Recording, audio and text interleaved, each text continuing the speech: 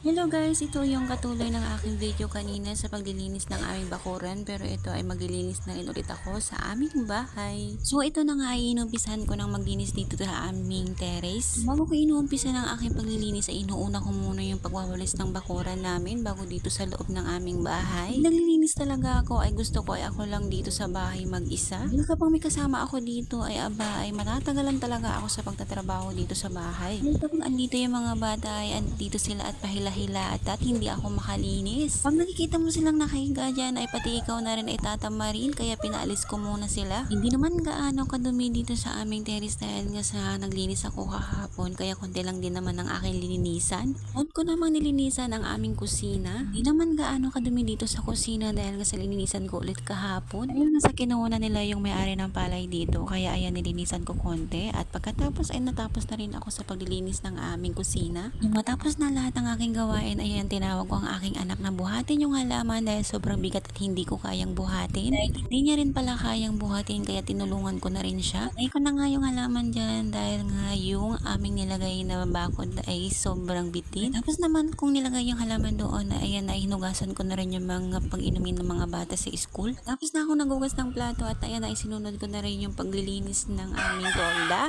Pasensya na kayo guys dahil sobrang ingay ng mga manok dito sa amin.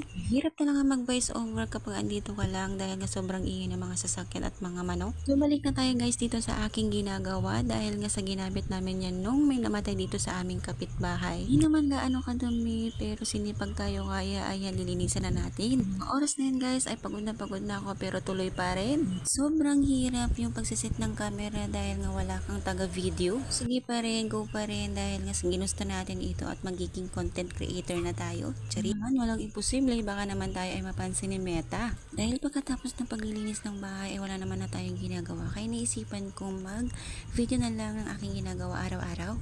Nakakaingit yung mga vlogger na sikat na ngayon. Diba naman, walang imposible ay baka tayo din ay maging sikat. Charis! Naman masamang mangarap, kaya tuloy lang ang laban. At alam mo na tama yung ginagawa mo at wala kang inaapakan na tao. Hindi posible na makakamit mo lahat ng mga pangarap mo tulad na nakikita mo. Salamat sa lahat sa mga nanonood at sumusuporta. Bumalik na tayo guys, tapos na akong naglinis at hindi na mamalayan ay tapos na rin ang aking trabaho. Basta chill-chill ka lang at walang iniisip na problema. Parang ganda talaga sa mata kapag alam mo malinis ang bahay mo kahit maliit lang to. So guys, hanggang dito na lang ang aking video at sana ay nagustuhan nyo ang aking video. Kung bago ka pa lang sa aking channel, huwag mong kalimutan na mag-like, mag-share at mag-follow sa aking Facebook para updated kayo lagi sa aking i-upload na video. Kaya hanggang dito na lang. Salamat sa panonood. God bless!